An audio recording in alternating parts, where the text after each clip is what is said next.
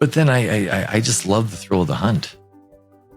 I like to hunt big game. I like to crack codes, and that's what selling into hospitality tech is you're one trying to find the big game, but it's not that you're trying to take it down. You're trying to actually help it. You're trying to figure out a way. How do I add value to this? And it is hellaciously fun for me.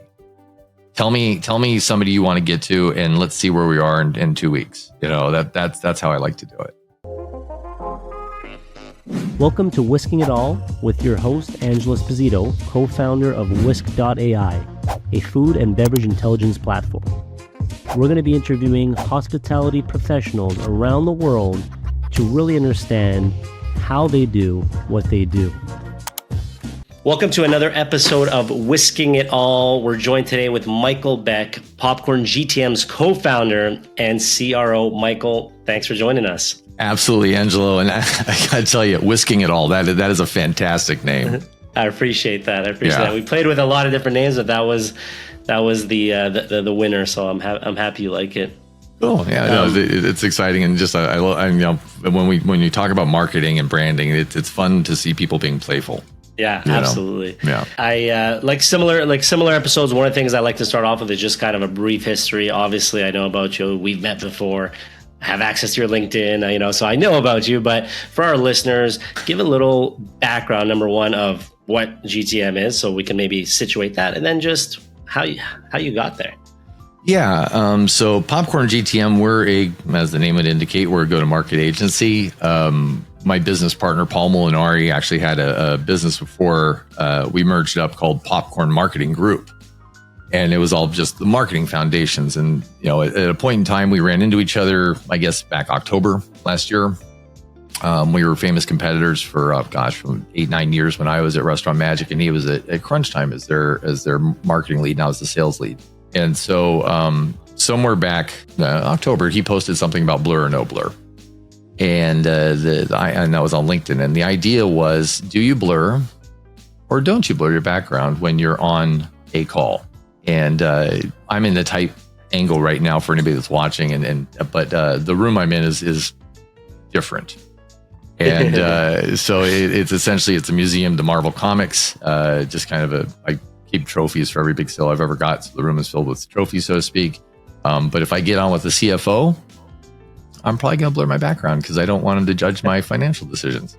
If I'm on with the IT crowd and my fellow geeks, I let my nerd flag shine, Awesome. So anyways, but to your question, we started riffing on the idea when I responded to his LinkedIn post. And then next thing I know, we hop on and we're talking about ChatGPT prompts because we're both big fans of AI, right? And if you're not using that tool today, you're wrong, or some version of that, right? And so, we started going back and forth about these prompts, and then we found a friend of mine that was struggling in some sales areas with a big company, and he was really curious about a view on how his pipeline's doing, how his sales organization is, how healthy they are, and I started taking a look in their CRM with them. And because I was talking to Paul and his marketing chops, they started asking the question, well, your pipeline isn't looking so good. What are you doing around marketing? Yeah.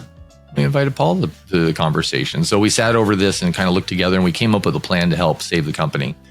And at the end of the day, Paul and I looked at each other and go, we could do this for people, right? And he was out there doing his thing with marketing for some clients, and I was trying to figure out what my next move was. And that's how we ended up starting Popcorn. That's awesome. Yeah. And I guess maybe to take a step back, and then we'll jump into, everything hospitality and restaurant related and tech. But to maybe take a step back, like I know you have I think it's 30 plus years under your belt, in terms of like sales experience and more. But but I'd love to know, with someone, with 30 years under their belt, like what's the biggest kind of shift you've seen in the sales landscape, right, from your experience? One, I think the death of the hero salesman has become a thing. When I was out there, or when a lot of us were out there, 15 years ago selling, somebody could go out to a Yum Brands and be the hero and bring home that deal. There was relationship selling, I think, was more potent. I think it's still a big thing now, but there's a whole idea of risk mitigation. And your boy cannot pick your tool for you because he has to answer to a bunch of different people. It can't be like, I'm bringing in my guy, right? And so diligence is heavy.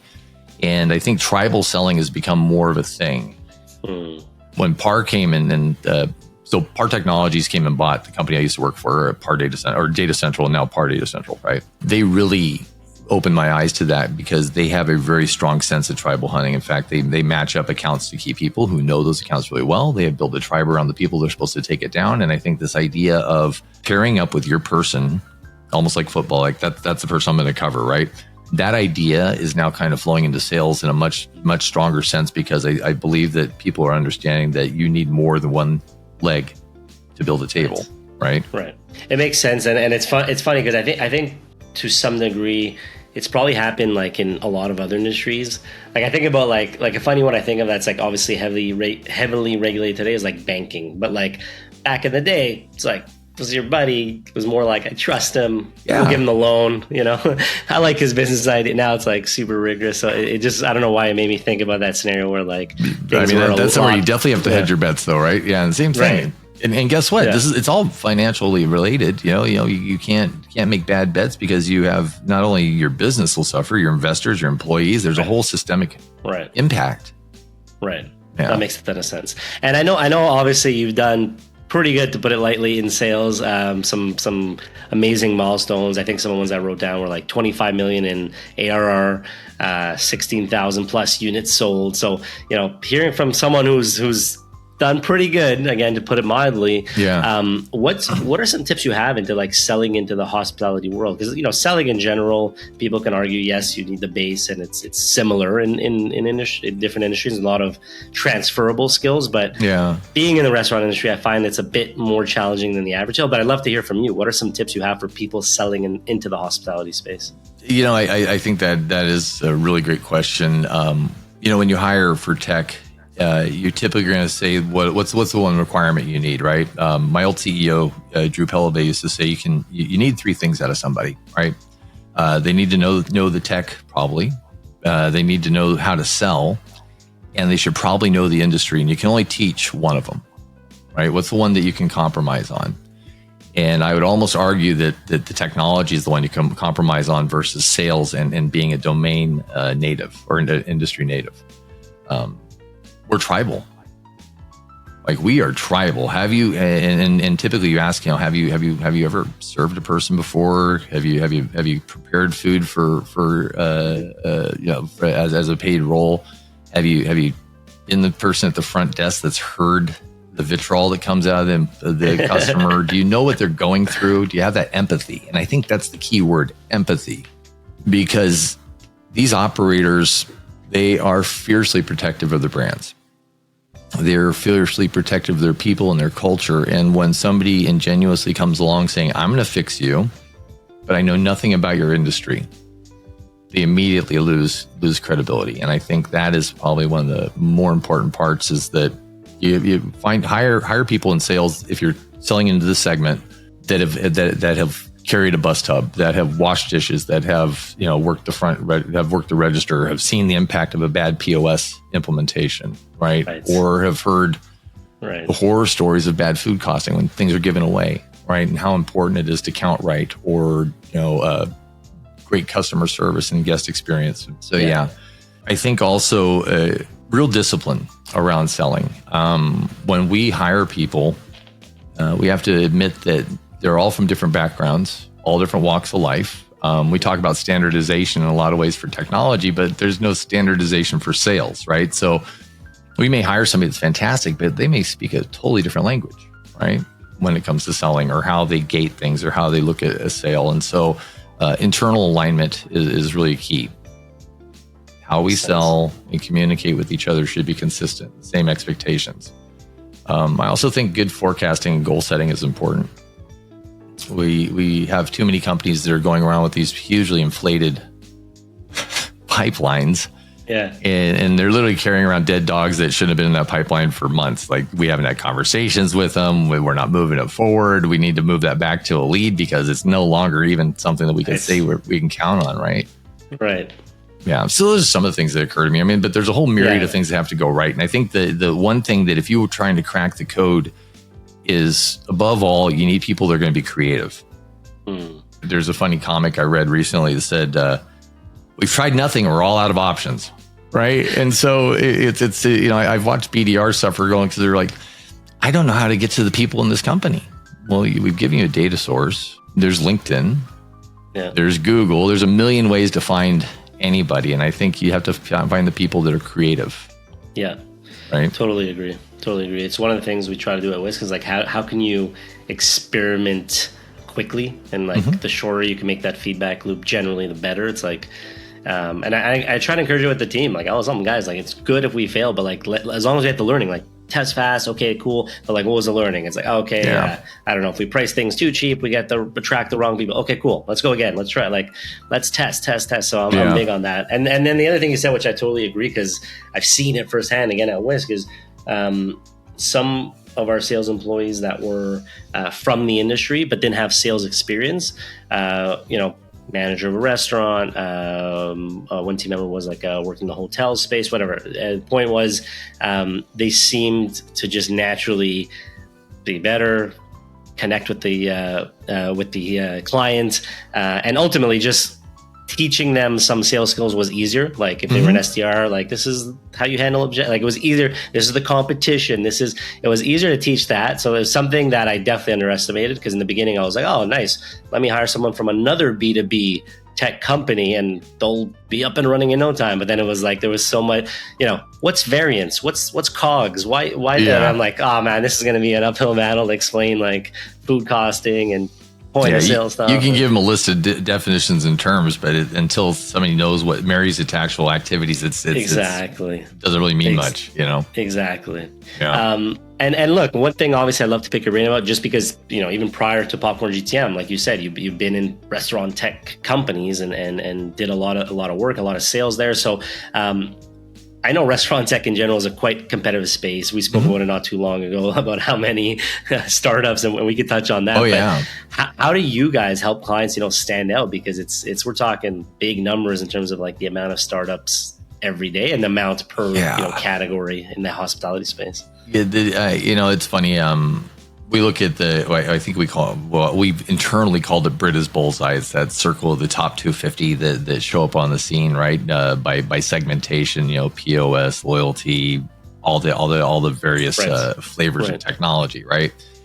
And that circle represents 250 companies that live in a major category and straddle other categories. And then if you do some research on the kind of the black space, everything that's not in the circle, there's some 6,000 or so companies that are scrambling to get into the bullseye. And then if you look at some other data, Fundable recently did a piece, and they had a lot of interesting data points. And one is there's 565,000 startups that hit the US every month. Every month. Wow. Every month. Damn. Right? And the failure says that the data on that is that 9 out of 10 of those will fail. And it's typically because there's things like market need hasn't been created. So demand generation is different than lead gen, right? If you have something special that's new and different, maybe the world doesn't even know to buy it yet. But I think people play it too safe. When we go to a trade show, right? Just think about the last trade show you went through, and you walk through some aisles. Can you think about one logo that stood out to you, one booth that was like, wow, that was really cool? And so, we have the logos that are underrepresenting who we are and our flavor and our personality. One of the things we do really well, it's more from the marketing side of things, but I think it's kind of a foundational piece. Like if we thought about Whisk. Yeah. And I really wanted to get the sales team aligned, and I wanted to get the world on board with what Whisk does. The first exercise we would do is we'd do almost like a police sketch artist, right? Or, take the audience along on a journey here. Think about it this way. If your brand were a person, how would that person dress? What were the kind of things they'd say? What kind of quips do you usually hear? Are they funny? Are they witty? Are they quick-witted? Are they kind of deliberate? What kind of car do they drive? What kind of music do they listen to? Now we're starting to draw a composite, right? Yeah. And I bet yours probably has a handlebar mustache. Yeah, I was just thinking that. I'm like, he might have, maybe. That's the only one I want to throw in. I'm open to others, but he's got to have a mustache. Yeah. And it's probably got a little bit of Chong in there too, your counterpart there. And it's usually some kind of composite of dominant personalities in the business and just the general flavor of the business. And when we get to that place, everything passes through that gate. It's like that phrase that people say, what would Jesus do, right? So you say, what would Whisk do? And if everybody starts measuring against that thought, you don't have crappy content going out. That you're going to be on brand. And Right. I think one of the things is to find your brand, you have to find who your brand is first. Then you have to elevate that into something that people recognize. And I do believe in pattern interrupt.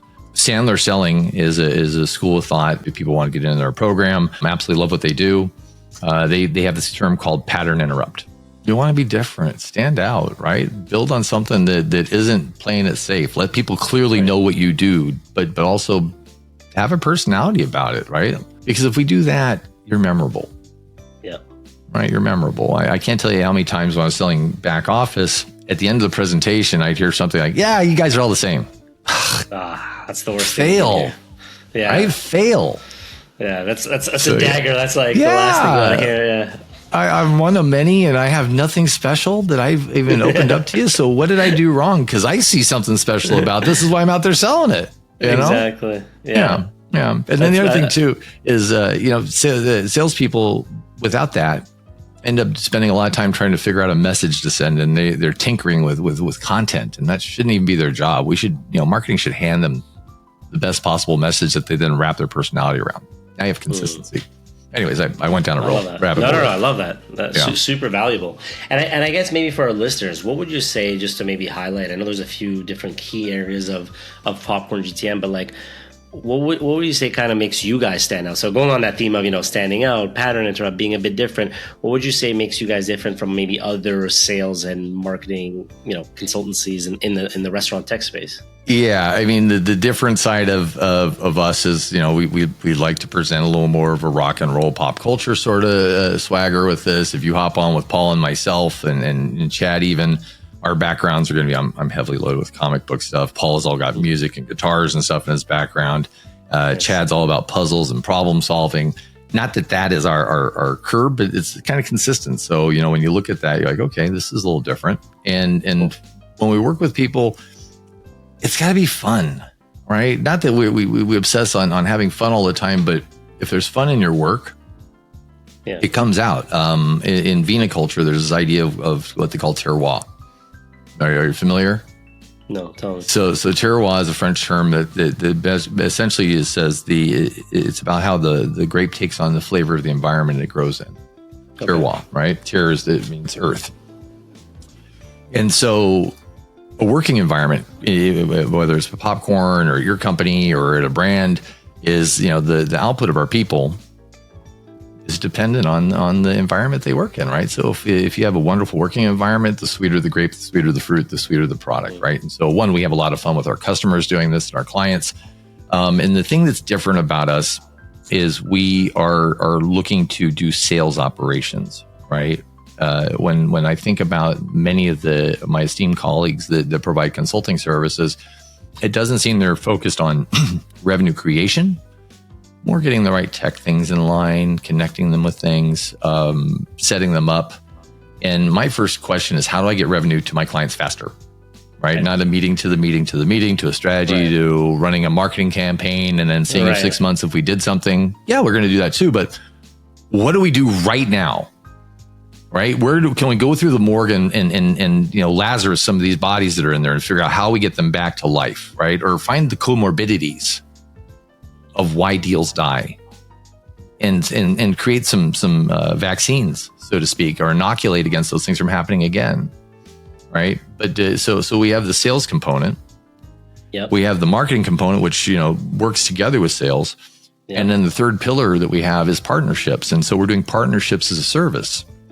That's interesting, right? So think about this. So we went to NRA this last round, and we went with a couple of our clients. And one, had a great time with them, but part of our role there was they're both newcomers on the scene. Okay. And we spent both 2 days there, and we acted as Sherpas and the guides to connect them. And at the end of the show, they said, we couldn't have accomplished any of this within 3 years had you given us a list to define, right? And so it should be about accelerating, and that's really what we do. We accelerate. And we try to find the places where you're weak. We try to find the places where you're missing things. And we're kind of a spackle, right? You probably have a fantastic sales leader. You probably have a great marketing person. You probably have a lot of the things that we propose to do, but where the business falls short, so the silos and they're not connected gears. Everything turns each other, and so if we do it right, your business becomes a machine. I love that, and I know one of the kind of mottos that you have is "make it pop," which I love. How do you kind of translate that into maybe tangible results for clients? Make it pop, and what that means. Yeah. So that I have to give credit to the name. I freaking love popcorn. I think that's just a fun name. I'm resisting sending bags of flavored popcorn to our clients at Christmas because that's too easy. You have to, come on. But the idea of popcorn is that, you have this kernel here, right? And in it is potential. In the right energy, intention, light, and commitment, it will pop, right? And so that's really, to your question is, the way we make it pop is we get everybody on board with that. We get everybody focused, everybody's a magnifying glass to this one kernel that's going to make the whole company go. And so we think about what are the quick things we can do, get everybody behind that. We all agree what we're going to do next. Right. And we also believe that, if we make it really noisy, things will happen. What I mean by that is we had a client that was seeking funding for a long time. And we signed with them, and about 3 months later, they got their funding. Now, they were looking for funding for several years. And what I would argue is that the intersection of our work and making it noisy out there, we didn't find them investors, but the investors they talked to, everywhere they turned, they started seeing the name of that company they're thinking about investing in. Excellent. And everywhere they turned, they were in the middle of some very important conversations, and that alone makes it pop.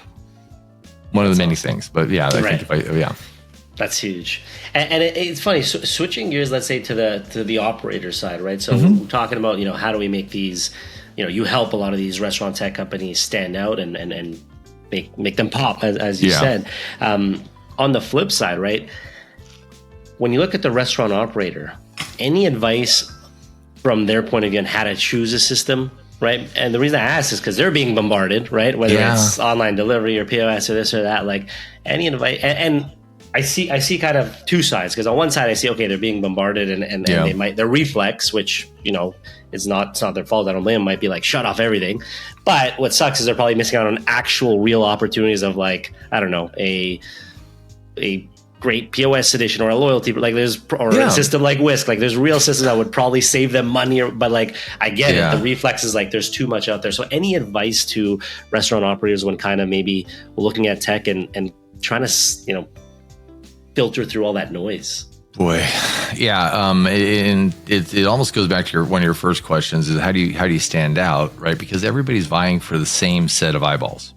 Yeah. All these companies, the 250, the 5,000, the 500,000, all these entities, they're all vying for that set of eyeballs. And so there are walls up at the operator level, and there should be. There's got to be some kind of filtration. And ever since the pandemic, the gatekeepers have actually ostensibly kind of gone away. People are picking up their cell phone. They're getting text messages, for God's sake, on their personal devices from somebody they never even talked to. What the hell? But if it's coming to tech, I think one of the realities is the blue ocean has gone away, that everybody has something now for some in every major category, right? If you have a major function, you probably have a POS, you have a back office, you have some solution in place, right? Yeah. And the reality is somebody helped set that up and stand it up. And that probably took a major work effort. If it's POS, that was months, if not years, to stand up and deploy, right? If it was a back office inventory, kind of what you guys do, those deployments take a long time too. Yeah. And so there has to be enough pain in the organization to motivate change. Period. It can't be because you want some new doodad. It can't. The operators are operators. Their whole goal in life should be to be customer facing, creating fantastic experiences, and not tinkering with tech. Agreed. Yeah. So I think the first thing is they have to ask themselves, do I have enough pain that this is something I need to solve? And then they should probably quantify that pain. What is this pain costing me? Is it costing me time? And if it's time, what are the hours? What's the hourly wage of the people who are solving this for me? And what's the impact across my brand? Right, I have 1,000 locations. I'm spending X amount of time on this function, and now I'm looking at $500,000 a year I'm spending for something that probably shouldn't cost me that much. That's what we're solving, right? Yeah. there's also the idea of SaaS fatigue, right? There's so many subscriptions we have, even just as private citizens. How many like that? They make apps for these things now. Rocket Money. You know, you have all these apps you're paying for that you don't use anymore, right? Which is funny. I love the irony of like how far it's gone that there's an app to track. There's an app to get rid of our apps, right? Yeah. And every trade show you go to, I promise you, if you look up, you're going to see probably the same statement every other booth, if not every booth. We're going to save you 1 to 3 points on your food costs. We're going to save you 1 to 3 points on your labor costs. We'll save. If that's true, wow. But why doesn't everybody buy everything? You know, but it doesn't always work out that way. So, you know, and the other part I think is that one of the cliches that I've said for a while, and other people agree, is that a technology project without operations buy-in is doomed to fail. 100%. Technology serves operations. Yeah, exactly. Yeah, we've seen that. It's funny because like you mentioned the idea of just like the pain being big enough, and there's the whole saying in the startup world of like be a painkiller, not a vitamin. Like a vitamin's nice to have and it might help, but you want to be a painkiller. And it's funny because we've seen that, and obviously the pain we're solving is big enough, so that's great. But for the wrong person, example, if they're too small and it's a small pizza shop and the owner works every day and he's got 2 types of beer, like he doesn't need whisk, right? Like he might be okay with pen and paper. But then you have the flip side, and this one was a bit of a learning, but you might have the perfect persona on paper, but they're not doing, in our case example, they're not doing inventory. And what we realized is it was too much of an uplift to try to teach them or educate them to do something, because they won't appreciate it because they're doing nothing. And so there's this irony of like, if you're doing nothing, like nothing's faster than nothing. And obviously I can give you a million reasons why if you're doing nothing, it's bad, because like no visibility, this, that, that's easy being from the restaurant world. But for the operator that might not know, they're like, hey, before I was spending 0 minutes doing inventory, and now I'm using this damn whisk app, and I'm spending 2 hours every week. And so we've even learned for ourselves to like try to stay away from that and wait till they go to their first system, whether it's Excel or a competitor, and then we come in, because then there's this kind of natural appreciation of like, oh my God, this is so much better than my whatever legacy system I was using. But if we go straight to someone that's not using anything, it's always an uphill battle. It's and then you're just fighting to get them to use something, and you're dependent on them. If they don't want to use it, whisk is it's almost like a CRM. I say it's like if it's CRM, but no one's putting deals in or contacts or managing the pipeline. Like CRM's useless, right? Yeah. So, or there's a QSR brand I used to work with, and massive scale. And the thing was, they were telling, oh, you need to do food costing. And I'm like, so why? My kids are stealing from me? What do you mean? Well, it's just me, my wife, and my kids that work here. So who am I supposed to be monitoring? That's an interesting idea, right? Like, so are you gonna run that? But I come from a family that we've had a number of restaurants. My father lost a couple of businesses because he was just a really nice guy. Yeah. He gave out drinks all the time to everybody. He gave away food to everybody, and his employees saw those behaviors and they mirrored those behaviors as well. And because of that, he lost his business, and those are painful things, but that's also one of the reasons I exist, because I know what it's like. Yeah. I remember that, like, when one of the first stats I think that really kind of got me excited about whisk. This was 10 years ago, 2014, but it was the stat that I think it was 20%. So we were really bar focused at the time, but it was like 20% of drinks basically are gone through overpouring, spillage, or theft, so that stat really stuck with me, because I was just like, man, imagine if we said that about, like, I don't know, you selling computers at Best Buy, and you're like, yeah, about 1 out of 5 computers goes missing. You'd be like, what? We're solving this today. That may in fact be true. I don't know, but maybe actually, who knows?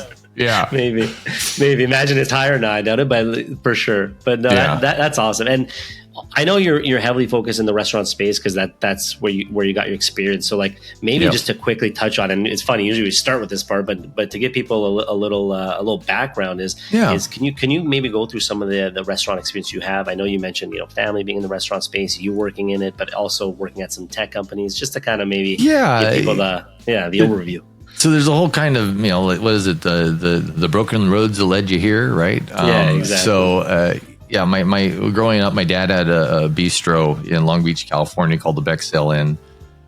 We had another place called the 49er Tavern on Examino and 7th Street in Long Beach. And then he had another bar called the Honey Bucket in Long Beach. And so when we had the sail in, we used to live above it, almost like the cartoon Bob's Burger. Well, we lived above it. It was like the cartoon Bob's Burgers, right? They live above the restaurant. That was us. We lived above the restaurant. We go down and cook the food during the day, and at night we go back up to our home. And then several years later, my dad opened up a bar in Palm Springs called the Elbow Room. And then my uncle had a place called Harvell's out in Santa Monica and Trio on the Shore, which was a high-end kind of nightclub. So then right after I got out of high school in the late 80s, I was trying to figure out what I want to do with my life, and I joined the Army. And after I got out of the Army, I used my Army college fund. I went to culinary school, and I got my degree from Cordon Bleu as a chef. Yeah, and somewhere along the way, I ended up partnering up with this guy named Kareem Hamawi, and we started a company called Innovative Productions. And we got really fortunate and landed a couple of key accounts. One was the Century City Bar Association, so we do all their kind of catered events and CLE events and that kind of stuff. And we got Creative Artists Association, which is every actor in Hollywood, every A-lister. They're, just phenomenal. Like some of the stories we have are just ridiculous, but I had a lot of fun doing that. And then after, and that was like, 6 years or so of that kind of work. And then from there, I went to my first enterprise job in software was at Altimetrics. And I learned from Mitesh Gala, the industry of back office and how to he gave me a book of business and taught me how to work in the space, And can I ask you, just to jump in right there, because I'm always curious when people go from hospitality to tech, like what made you, or tech sales and enterprise sales, what made you kind of go through that transition of, the catering business and everything you were doing, and then mine is just a mix of disciplines that kind of added up. Like, I don't know if you've experienced this in your life. Like, so in my private life, I like to cook. And every year I build a new computer for fun, it's just, and so I'm a nerd. I love to tinker, and I love technology in my own life. And I'm an early adopter, which this all kind of just spells the right fit for me. And, it was just an accident. I fell into this industry. Pure accident. I had a reset from a relationship. I had moved back down to Southern California to see what I was going to do next. I found a job on monster.com. and next thing I know, I'm working at Altimetrics, and I am now in my favorite place to be. That's awesome. Yeah. That's so cool. And so what? So just to wrap up. So then what happened after that? So you worked there. You started learning about sales. You weren't living the life of getting called down from the restaurant, which I'm sure was a blessing and a curse, right? Easy to get to the restaurant, but every little thing you probably got a call, and you didn't have an excuse because you were living. The difference between what are the reasons? Well, one, when you have a catering company, the hours are crazy, and late night prep, early morning prep, the drive out to the location, all the fun stuff. Which I love, but then the industry changed, and there was an economic downturn around that time, so I wasn't able to charge what I wanted. But then I just love the thrill of the hunt. I like to hunt big game. I like to crack codes, and that's what selling into hospitality tech is you're one, trying to find the big game, but it's not that you're trying to take it down. You're trying to actually help it. You're trying to figure out a way, how do I add value to this? And it is hellaciously fun for me. Tell me somebody you want to get to, and let's see where we are in 2 weeks. That's how I like to do it. Awesome. Oh, I was just going to wrap it up with kind of the journey. So I was at Altimetrics, did really well, got Taco Bell as an account for them, got Denny's as an account for them. Some nice signature business. I left the industry for about a year and a half because I didn't want to hurt anybody I'd worked with before. Does that make sense? Like, I didn't want to run to a competitor. I left. And I worked worked with a startup out of Holland for a little bit. And then I came back and I worked at Expient for a while, helping them launch their back office. And then next thing I know, I got recruited to Restaurant Magic, which is where I spent the best years of my professional life. I learned with my CEO, Drew Pellebay. He taught me so many things as both a professional and as a human being. It's his influence that helped me changed my life. I lost 80 pounds. I met my wife because I'm a different person because of it. I'm now a dad, a homeowner. Like, life is just great. And I love the fact that in our industry, there's so many great mentors that really want to see people succeed, and that, like, you asked me a question earlier, what's the secret? Find good mentors, period. If you're a tech person and you're trying to grow your company, find a mentor that's done it. If you're a restaurant leader and you want to grow your business, find the mentors that have done this before. And don't take advice from people who've never been there. Yeah. So many people handing out advice that don't know anything. Yeah. In fact, welcome to social media. Yeah, welcome to social media. Exactly. It's funny because it's such an obvious thing when you say it, but it's like, I remember when when it really hit me, when I'm like, wait, like, not all advice is weighted equally. Yeah. And that goes for like family too. Like, people might want the best for you, and your mom might want to give you advice, but like, maybe I won't take B2B sales advice from my mom, so it's like understanding, like, okay, is the person giving me advice been where I want to go? And if so, then that advice has more weight. And if not, well, think about that. Like, Angelo, are you a father? Not yet. Okay. Husband, but not father. So I'm watching my kids, right? And I think what's really interesting, and I don't know if this will make the cut or not, but I think it's interesting, right? Yeah. When we were growing up, our teachers were who? Who were the people who were our teachers? It's not a rhetorical question. Who were some of our teachers? Growing up? Yeah. Who did we look to? I mean, if I look at my childhood, for sure, my parents. Yeah. My siblings were 5 kids, so, well, at least my older siblings. Yeah. Pretty much family and friends, I guess. And then, school, your actual school teacher. Sure. So people that had seen some life experience and had been taught some stuff and actually learned some things and were teaching others, right? Right. Yeah. Who are the teachers for our kids now? Social media. Other kids who don't know anything about life and are handing out advice like a faucet. Courses online. Yeah. Hey, it's all here. It's all easy. It's all free. Just be me. Like, it's just it's god awful. So find people that actually have life experience that have done it. Yeah. No, it makes sense. Yeah. It makes sense. And it sounds like such an obvious one, but the amount of like times I've seen shifts in my life by finding either a coach or a mentor has been, and it feels weird in the beginning, but then you think about it, you're like, okay, listen, if you want to be like high performing, like, there's a reason, I don't know, like if you're in sports or you're going to the Olympics, like, you have a coach, like, like you have a coach because you need someone to help direct you and teach you and train you and push you. And so I'm all for that. And the other side of that equation is be coachable. Yeah.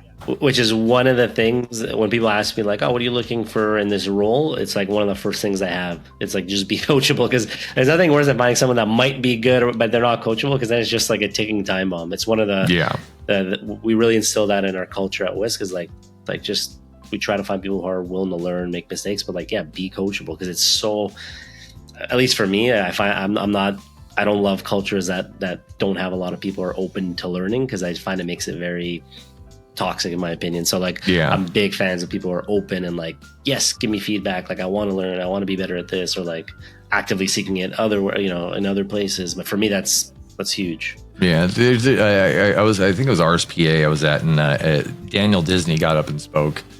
And one of the things he shared that I thought was really cool is the collaborative notion of yes and instead of no but.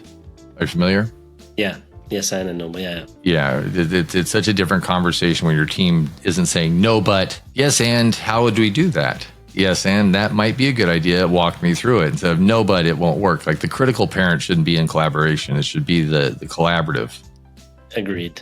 Yeah. Agreed. Yeah, we talk about that with too, like the idea of like radical candor, like just being as honest as we can, but in a nice way, but like being honest and being able to give feedback and not being scared to give feedback. Like, I think it sucks when you're like, I would have made this person better by giving them some advice, but like, I don't want, like, I'm too I have to stressed tiptoe around their safe space. Yeah. So it's like, then you lose out on both ends. And now you're not giving the advice, and the person's never going to learn from whatever they could have just took on. Yeah. I think build, break, build is such a great approach, right? You talk about what's good.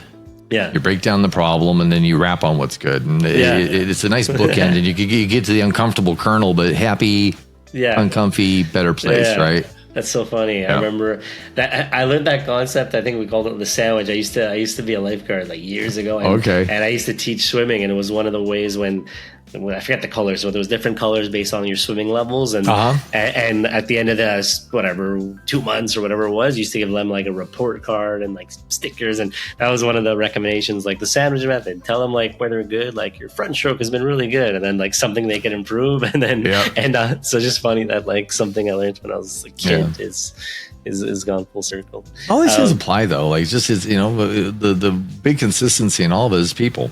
Yeah. And if you're in hospitality, you like people, you like working with people, and you probably have some selfish thrill. Yeah. Out of service. Yeah. Right. I think hospitality, we're giving people, but I think there's a selfishness to it because we feel good about making people feel good. I love that. And I wanted to ask you, just kind of maybe switching gears, like, when I think of the restaurant space, one question I was like asking my guests, because there's some overlapping themes, but what are some interesting things you've been seeing in terms of the restaurant landscape, like in terms of just the evolution in the tech space in the restaurant world? I'm just curious to get your point of view of like what you've seen coming and what's your take on it? I think the gold rush of AI and XR, the umbrella of extended reality, which is virtual reality, augmented reality, and those things. I think the question used to be, what's your IT strategy? And that was a pretty easy question, right? What do I do around this? What do I do for infrastructure, SOX, compliance, blah, blah, blah, right? And now the questions the C-suite's asking more and more is, what's our AI strategy? But the problem is they don't know the utility. We need some AI. What for? I don't know. Everybody's got it. We should get us some of that, Right. And so, I think AI is going to be it's already extremely impactful, but also to the point of standing out and being different. Guess what? Yeah. Everybody's making the same content now, using the same GPTs. So guess what? Welcome back to the sea of sameness again, right? Yeah. I think AI is going to play just such a massive role in what we're doing the moment we start getting better ideas of utility, right? Oh yeah, I can write a document. Cool. I can create a counseling form. Great. I can automate some processes. Well, now that's getting interesting. Yes. Right. Like if you think about back office, this is like what occurred to me when GPT first hit was, okay, so when you set up a back office or a POS, a lot of it is flipping digital switches. Yes, no, configure. They're not coding. They are flipping digital switches for the configuration, right? There's some coding that happens, but not that much. And that takes months. So why wouldn't AI just be able to flip the digital switches? I think there's a lot of that's coming from the work effort side of things. I think that there's a hyper interest in CX, in the guest. I think we're dancing online there. How much can you know them without being a complete manipulator of the guest experience? Right. That is interesting. We know more about the guest than we've ever known. And how do we use that? And how do we make it better for the guest? Not that we're analyzing to the nth level, but we should make it about how we make their experience better. And clearly we want to make more money with them. Yeah. But I think there's an ethical line we're starting to dance on too. But I think AI for like what Domino's is doing on the AI for it's almost like Minority Report. It knows the pizza before it even needs to be made. Like the moment you start ordering, it's already producing something with the idea that you're going to order that pizza, right? Like there's so many things. And the other part is, can we and should we? Those are the gates, right? Can we and should we? Back to that pain point. Is it really solving that much, or are we just going down a rabbit hole of cool stuff? Right. Yeah. Right. Taking a step back and looking at the bigger picture. That makes sense. Yeah. And I always like to maybe wrap up with some kind of more personal stuff. So a couple for you. Number one, I got to ask you, outside of work, you mentioned a few, but outside of work, what are you passionate about? Couple things. So one, I have a 501c here in Tampa. I'm really big on waterway conservation, on protecting the indigenous wildlife here. We live on a beautiful stretch of the river. Every time it rains, when I look in the waterway, it is just covered with trash. And it is the thing I'm working on now, and I'll even let it out here, is I'm approaching brands about this since I no longer work with them directly. I'm allowed to do this. Before I had to pander because I didn't want to tick them off. And so when I pull all this trash out of the river, in my neighborhood, our community, we go out there regularly on our kayaks and boats. We have these cleanup trips. It is literally a sponsored NASCAR festoon of logos coming out of that water. That's crazy. 90% McDonald's, Taco Bell, KFC, Wawa. It's all cups, plastic, and trash that's generated by these companies. The idea, though, is all this stuff's coming out. And it's not their fault it's going in the waterways, right? Yeah. I am working with some groups out here to do riverways and lakes and have cleanup there. In Holland, they have these devices called bubble walls. They blow up a stream of bubbles in the river, floats the trash to the top, an automatic arm comes over, skims it, gets it beautiful. And so I'm looking, to generate several $1 million for Florida for this function to prove the model and then scale that nationally to do waterway cleanup in the United States. Everybody's got a river. Not everybody has an ocean. Right. Everybody's got a lake or a river they care about. And so I think that's a very noble cause. And the fact that, the waterways here, there's so many beautiful animals and they're all sick and dying from eating this stuff, we can do better. That's cool. Really cool project. Yeah. That's awesome. Yeah. Thanks. I have 2 kids. I want to leave them in a good world. I love that. No, well said. And then what about a book you'd recommend every sale? Oh, I guess let me break it up because now that I pause there, now I'm curious about just a general book. But I was going to ask you a book you'd recommend every salesperson should read. But let's do both because I saw you got excited, so you probably have a good recommendation. I mean, you can always say that the Carnegie, the skills of the habits of highly successful people are just it is a staple. I think that's a really good one. I think I like reading this stuff it's not a sales book, but I love Simon Sinek's stuff because if you live that start with why, I think sales to me gets easier, right? People get out of the features and feature game and just start talking about why they're passionate about this technology and who it's going to help and what they're going to do. I'd rather have people think more philosophically than steps. You can go to sales school for that, but I do. Start with why is a great place to go. If you haven't read it, do the 10-minute TED Talk at least to get up to speed with it. Yeah, the TED Talk's great. Yeah, it's a good place to start. Yeah, I like that. And then last but not least, if you could have, with your superhero theme, so if you could have any superpower for closing deals, what would it be? Time travel. I go back to the moment I screwed up. I can unsend that email. I could not say that differently. I could not be so chippy with the very stern-faced guy that I should have mirrored and matched. I think time travel would be a good one. I love that. Yeah. No, well said. And I always like to end off the episode with just kind of plug in anything you want. So really, like, where can people find you? Popcorn GTM, website, socials. I know you just started a podcast, so whatever. And we'll also obviously link in the episode, but it's just a chance for people listening to maybe hear where they can find you and Popcorn GTM and whatever. So whatever you want to share. Yeah, so the company, again, is popcorngtm.com. Our focus is on technology companies that are looking to launch and operate inside the hospitality space. And so you can find us at www.popcorngtm.com. You can find us on Facebook under the same name and LinkedIn as well. We have a really good time at doing this stuff. And if you're curious about how you can accelerate your journey to market, if your sales have flattened out, if you're trying to get better partnerships, better marketing, and increasing your sales, this is what we're here for. I love that. And I know you also just started, I don't know if I can mention that yet, but you just started a new podcast. Do you want to plug that too, or is that on the website directly? No, it's actually that sign right behind me there, the Morning Ralph and Morning Sam podcast. It comes out Friday weekly. Well, at least we record it then. We issue it the following Tuesday. The first one's in the can. Nice. In fact, we just dropped it yesterday. So there you go. I can even give you a link to share to your audience if you like. Perfect.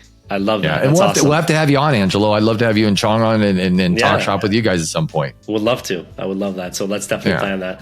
I love it. Well, Michael, thanks for joining us on the Whisking It All. Great value shared with us today. So I appreciate all the experience, the knowledge you shared, and thanks for being on this episode. It's my sincere pleasure. Thank you. And then thank you everybody for giving it a listen. Feel free to check out whisk.ai for more resources and schedule a demo with one of our product specialists to see if it's a fit for you.